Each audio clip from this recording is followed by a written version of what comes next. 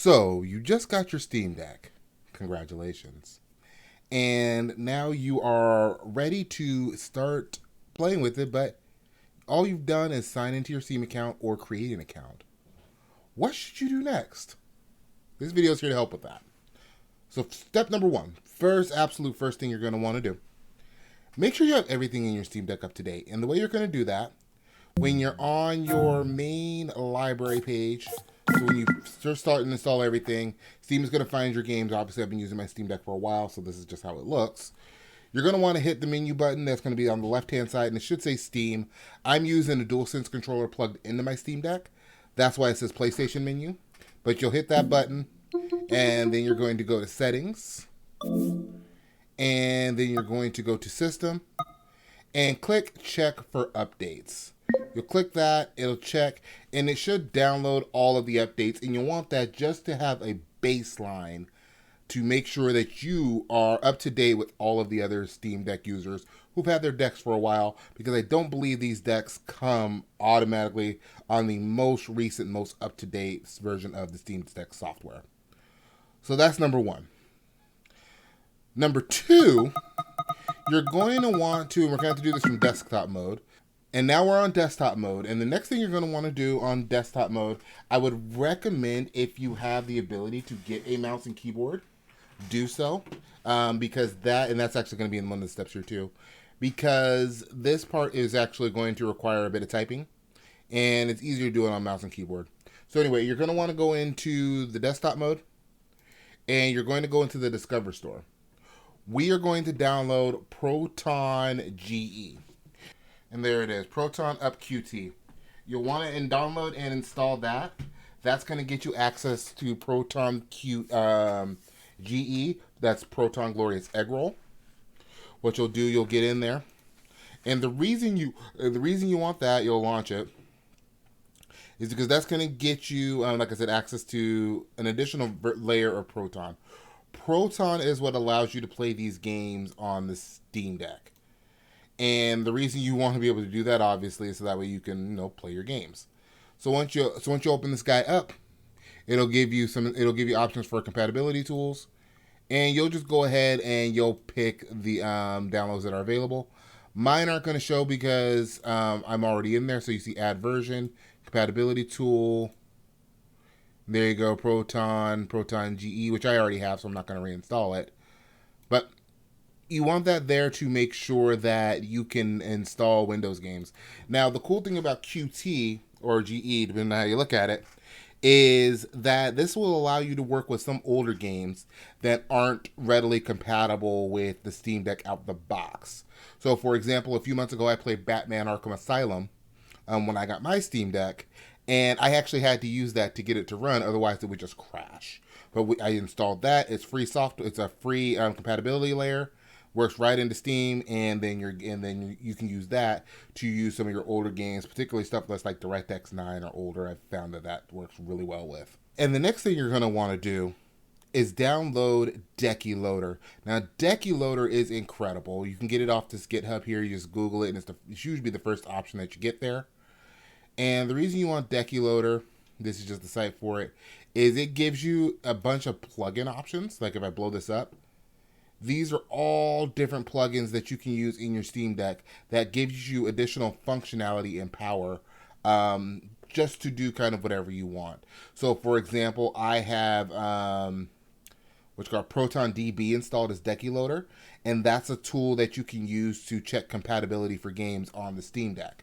And it's a lot more accurate than Valve's themselves compatibility options, because they'll tell you, hey, not only will it work, but they'll give you a grade based on like platinum, gold, silver, or bronze. And of course, the higher it is, the better the compatibility is. And they'll tell you, if it's broken or if you had to do any fixes for it. And you can do all that within the deck with this plugin. So you'll just go to the site and you'll download it. And that's just one option there.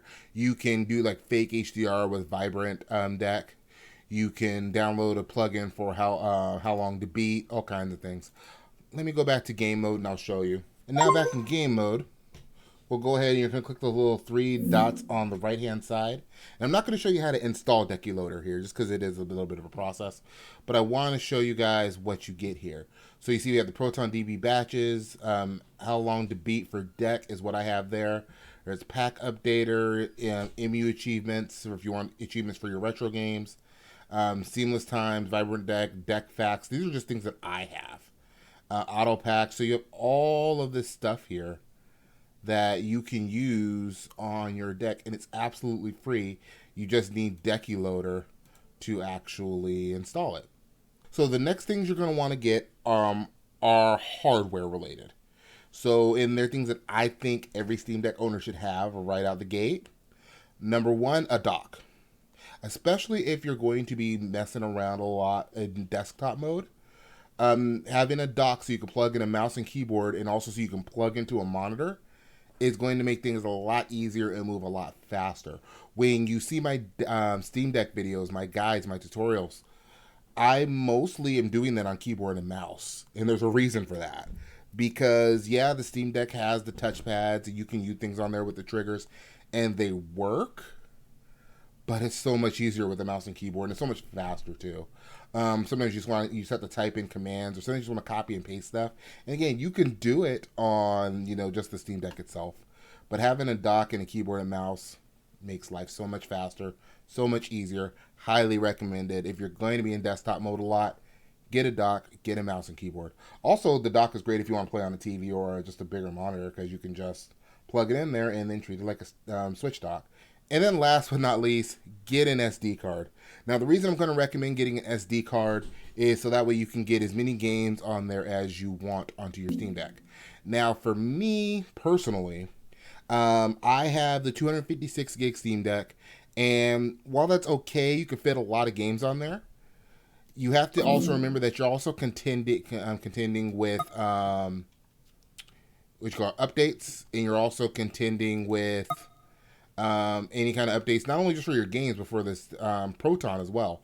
So like there's a lot of Proton updates and things that go through there. If you're emulating, sometimes you have to worry about the emulators and the different shader caches and all the stuff that goes on there. It eats up space really fast.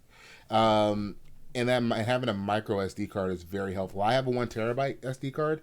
They're not cheap. Mine was about $130 on Amazon. I got one of the SanDisk ones, but I do highly recommend it. If you're going to be using the Steam Deck a lot, especially if it's your primary device. If you have a 64 gigabyte Steam Deck, just get the SD card, because you're not fitting very many games on there anyway, unless you're playing like older stuff or like PC only stuff or like a lot of indies. Yeah, just get the SD card. But if you are planning to do like a lot of gaming on your deck, definitely get the SD card. For me, it's a lifesaver. It just makes it that way I don't have to choose between, hey, can I play this game or can I not? Because my internal storage is just too small. Plus, I keep all my emulated games on my SD card, and that makes it that easier in case if something happens to my Steam Deck, I can just plop the SD card into another Steam Deck if I have to replace it or something, and go. If I decide, hey, I want to get an SD card reader because I want to play these games on my PC, I can do that too. Easy peasy. Anyway, those are my recommendations for the first 5 things you should do once you get your Steam Deck. You let me know what you think in the comments below. If you're new to the channel, please share with a friend and like the video. And if you have any other suggestions, let me know in the comments below. I'd love to hear them. I'll talk to you guys next time. Thanks for watching.